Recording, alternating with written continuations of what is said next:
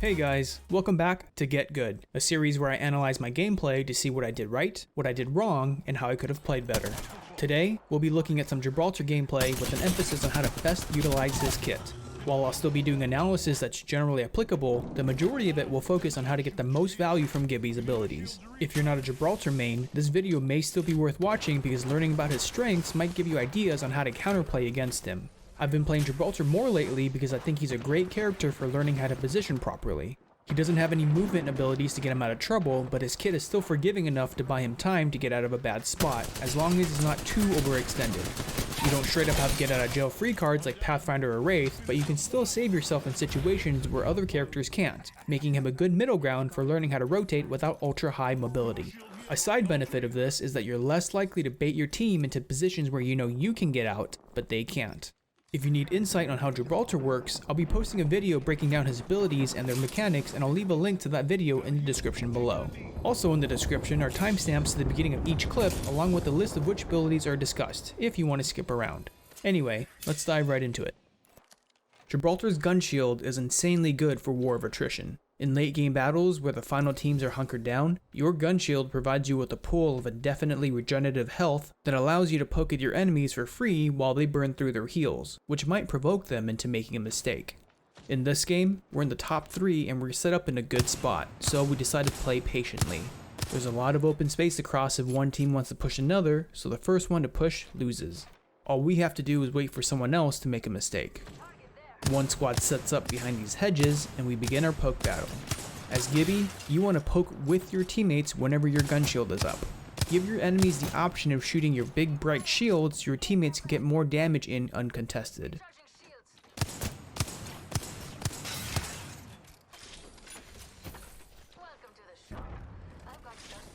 Whenever your shield breaks, take a step back, let it recharge, and rinse and repeat. If you position yourself correctly, you'll be at little risk of taking damage as only your gun shield and your head are exposed.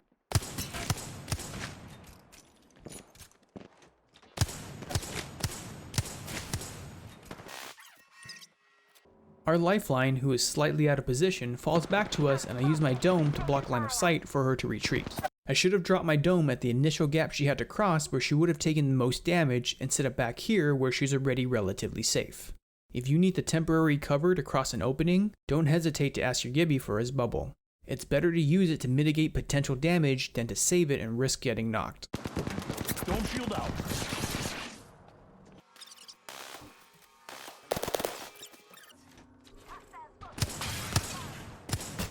The other squad was a solo who died to the zone. Feels bad, man.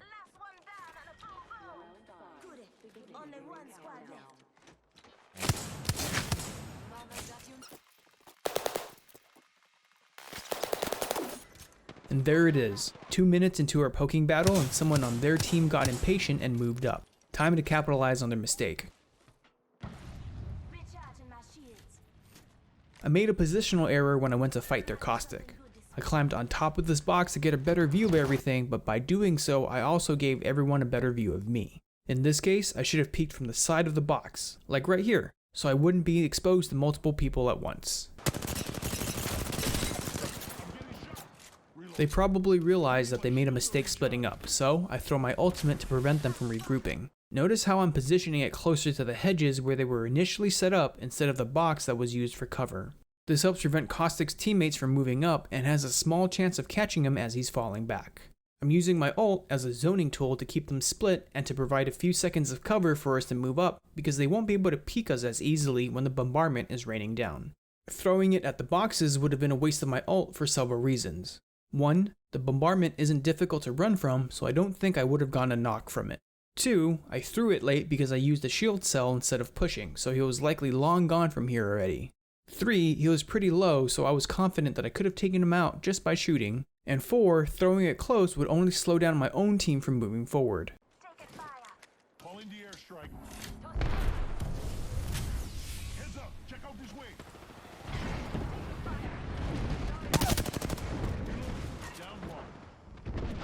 These are some terrible grenade throws as I'm likely throwing them too far. Based on the hits from my ultimate on the rampart fences, I should have arced my nades high up so they would fall closer to the wall where they were set up. I also should have peeked this corner with a gun in my hand instead of a nade. I got lucky that their Pathfinder went for a revive instead of angle holding the corner.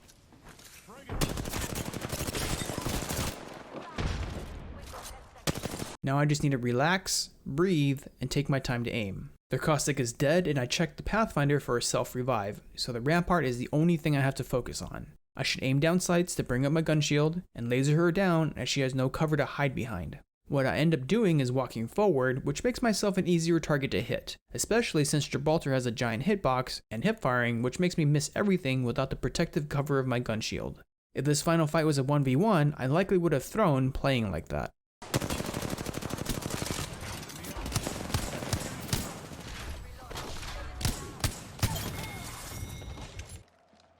This clip features a pretty quick squad wipe. For context, we're looking for a squad that I know is in the area. I spot the Mirage and do some major damage to him, causing him to split off to the right out the door.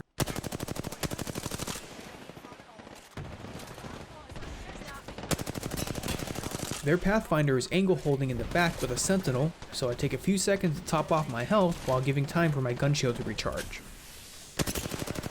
As I'm healing, I peek to make sure that I'm not getting flanked, and I spot the Mirage still off to my right. Our team is starting to push up, so I push up with them. I catch the Bangalore out of position and get the knock. That's my cue to keep moving in, but I go about it the wrong way. I rush forward and drop to the low ground to break line of sight from the Pathfinder, but by doing so I put myself in Mirages instead. If I was paying closer attention to the kill feed, I would have known that he was still outside these doors. By charging up the stairs, I make it easy for him to shoot me in the back. What I should have done was stay on this walkway and drop my dome here to get across this gap uncontested. The Mirage wouldn't have been able to shoot at me as easily, and the Pathfinder would have had more angles to consider between me and my Bloodhound. Even if the Mirage wasn't a factor, moving to the left side would have made my approach less obvious to the Pathfinder, and I'd also be less likely to body block shots from my Bloodhound. I get lucky that Pathfinder messed up his grapple, so I still get the knock. As soon as I get it, I start disengaging because I know the Mirage is going to chase me given how low I am. I break away to my left so that he's not going to catch me running in a straight line as he follows me up the stairs, and I drop to the low ground so that he'll lose vision of me for a split second and have to figure out where I went. I also deploy my bubble so that he won't have line of sight on me as soon as he reaches his walkway, which will force him to drop if he wants to continue chasing me. If he does, I can use these railings for cover, or I can back up to these stairs in this corner. Once I drop, I make my way towards the railing. Our Bloodhound scan showed that he was a little further behind than I thought, so I decide to move to the back of the dome and continue healing. I'm staying just at the edge so I can get the benefits of the sped up heals, but I'm ready to cancel it and take a couple of steps back to the other side as soon as I see the Mirage jump in. This is the most basic form of bubble dancing, and it gives me time and space to react to what he does. I'm looking to avoid fighting as long as possible so my gun shield can recharge and to allow more time for my Bloodhound to rotate to help. Give me my shield to recharge. Rings close. The Mirage keeps pushing, so I back up in ADS early so my gun shield has time to come online before the shooting starts. It gets refreshed back to full health just in the nick of time, basically giving me an additional 50 HP. I think that's what caused him to back up because he definitely had me beat. With Gibraltar, it's important to consider aiming down sights in cases where you might just hip fire instead because it brings your shield up. Once I spot him again, I reposition as I shoot so that only my shield and my head are exposed and I get the wipe. We spotted a squad running behind us as the ring is closing and we decided to gatekeep them. I noticed that my Bloodhound is shooting directly behind me and I change my angle of approach so that I don't body block all of their shots. While there is no friendly fire in Apex, your bullets won't pass through your teammates, so you shouldn't stand in their line of sight. If you notice you're about to body block someone or get blocked yourself, move so that it doesn't happen. This is especially important as Gibraltar since you have a bigger hitbox. Not only does it prevent damage from being done, it also makes it so your teammates can't see what's going on and they can't track their targets.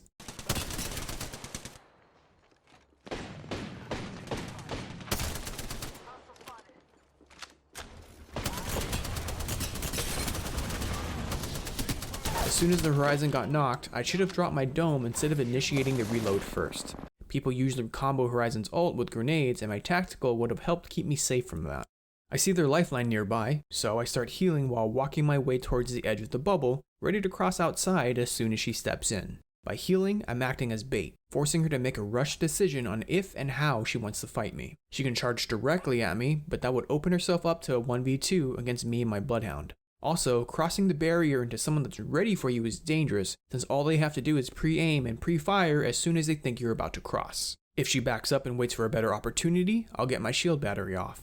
Every second that I keep her occupied by bubble dancing is a second that she's not spending helping her team, especially as a lifeline. I'm placing myself so that I'm just out of her reach, but I'm still tempting enough of a target to make her prioritize fighting me instead of reviving her downed horizon. This jump was a huge mistake on her part. It made her movement predictable, and I knew where to flick without much thought. What she could have done was stay on the ground, fake that she was going to leave the dome to bait a shot out of me, and then come out and shoot in between my massive shots. Downed another.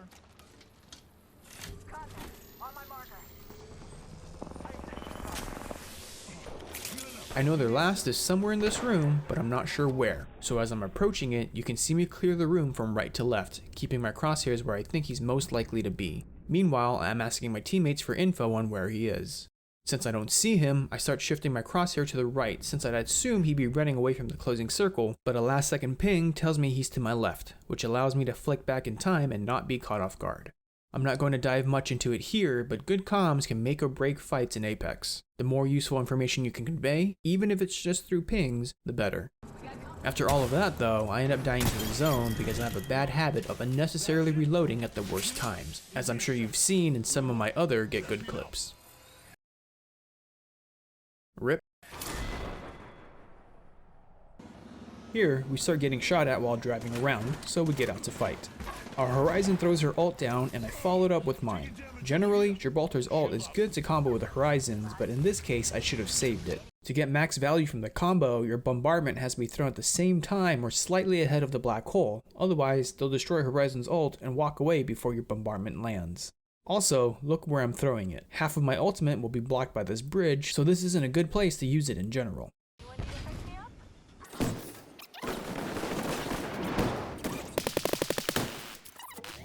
They start backing off and we start chasing. I manage to catch the Pathfinder out of position.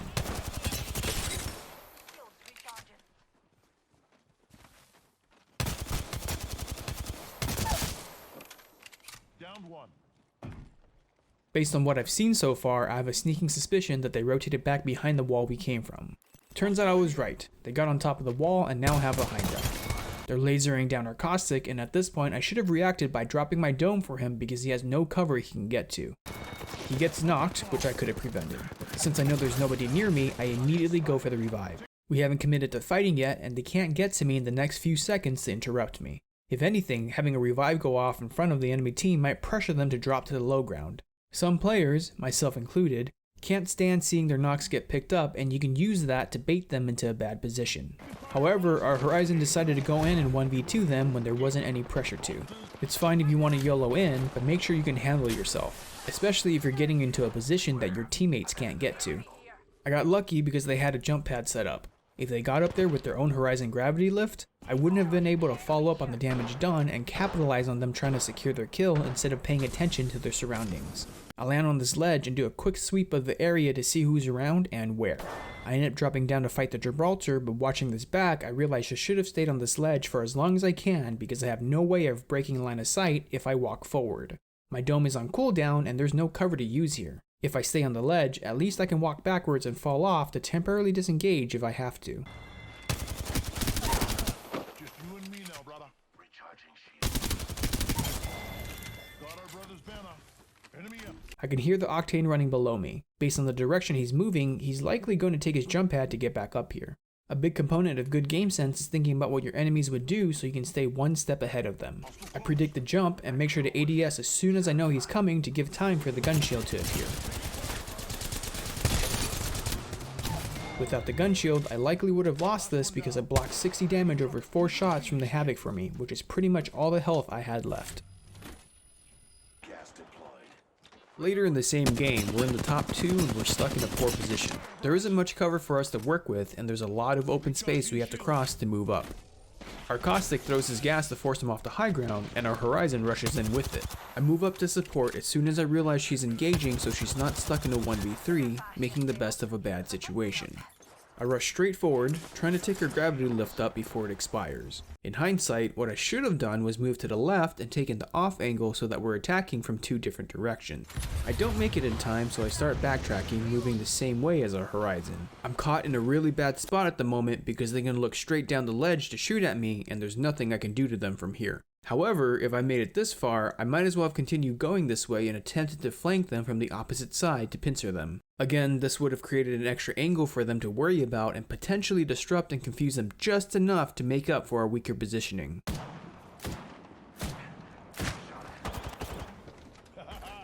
I drop my dome here as a reaction to the longbow shots behind me, wasting a vital cooldown, especially since we're going to be fighting soon without much cover. They weren't shooting at me, and even if they were, I haven't taken any damage yet, so I didn't need to use my tactical.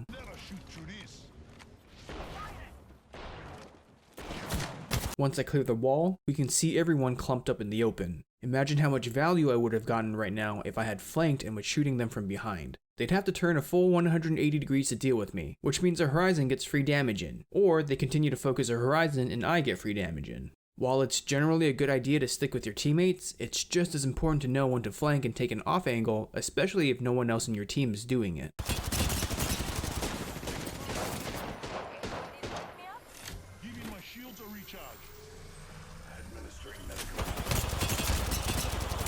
I need to reposition. We'd be screwed if they came over this ledge and pushed us because of all of the open space. I should have moved up and fought their Gibby for control of this box. I did 70 damage to him on top of breaking his gun shield while mine just came online, so I clearly have the health advantage if we dueled. By walking forward, I might also shift his attention off her Caustic as well.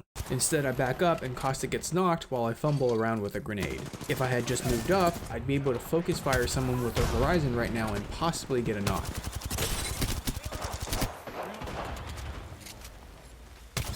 And here's where wasting my tactical earlier comes back to haunt me. They've retreated into their own bubble to heal, which makes this the perfect time for me to use mine and pick up our Caustic. But I still have a few seconds left on the cooldown. By the time it'll be ready, they would have gotten a shield battery off and be ready to push again, which means reviving here is an awful idea and that I shouldn't do it. A better play would have been to angle hold here so I can lay into them as soon as the dome disappears, because they have nowhere to take cover, whereas only my gun shield and my head would have been exposed. Instead, I play passive again and attempt to be a team player. Just because you can revive faster as Gibraltar doesn't always mean you should go for it. I should have recognized that the timing was off by a handful of seconds, which is an eternity in Apex, and adjusted my game plan accordingly instead of sticking to a losing play just because it happens to fit my character's kit. In this clip, we're rotating to some gunfire close by. Don't blindly rush forward if you can avoid it. Take the time to clear angles and check corners. That way, you don't get taken by surprise from people hiding like this Wraith over here. Reloading. We finished the squad. That's how you recharging shield. Don't shield out. Since her box is in the line of sight of the people shooting from the stone arch, I drop my bubble for some temporary cover so I can top off and quickly check the loot. Placing my dome here provides me coverage from more angles than it would directly on the death box. By dropping it at the box, I'd be wasting a good portion of my dome's volume and my cover ends the moment I walk away from that corner. By placing it further up, I have more space I can cross before people at the arch have line of sight on me again.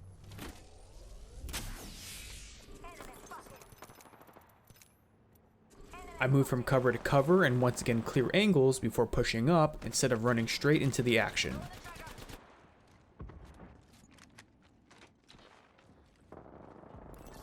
Let's move this way.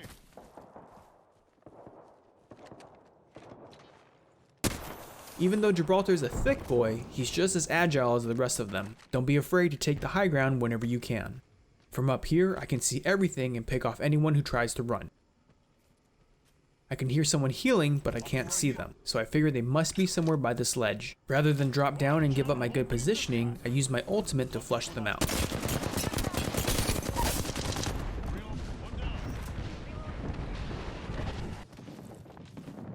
In our last clip, we get spotted by a squad somewhere in the States. They're a fair distance away, so I call for us to back up and regroup on the high ground. If they want to chase us, they'd have to cross a lot of open space, and we can pick them off as they come up. I drop my tactical partway up to break line of sight so we can make it up there without taking too much damage. Giving my shields a recharge.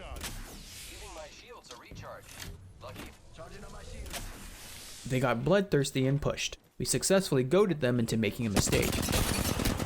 The Gibraltar drops his bubble to stop the incoming damage and uses his ult to zone us out, which is all fine and well. However, the bubble is only a temporary safe space. Use it to take a breather and reposition as soon as you can, because once it expires, you're in just as bad of a spot as you were earlier.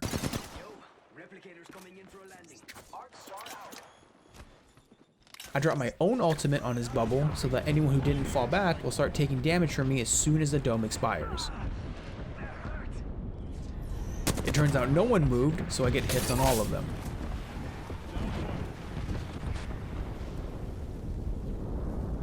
I see a lot of players going for bad revives like this, myself included, as you saw a couple clips ago. You're better off cutting your losses and running so that you can try to re-engage in a 2v3 with your teammate that made it out, rather than dying during the revive and leaving your teammate to fight solo. By running, you'll have a chance to come back for the banner instead of going straight back to the lobby. The rest of this is just cleanup, so I'm going to spend a moment talking about what I would have done if I was the Gibraltar on their team. I would have dropped my bubble as soon as I realized how out of position we were and the damage started coming in, same as he did. However, once the bubble goes down, I call for us to fall back and start sliding down the ramp, making my way back towards the States. Then I throw my ultimate down behind me so that if the enemy team pushes past my bubble, they'd run into my ult. Even if they don't, the bombardment would still help block vision with the smoke, dust, and dirt, so they'd have a harder time picking us off, allowing us to regroup, reset, and figure out what to do next.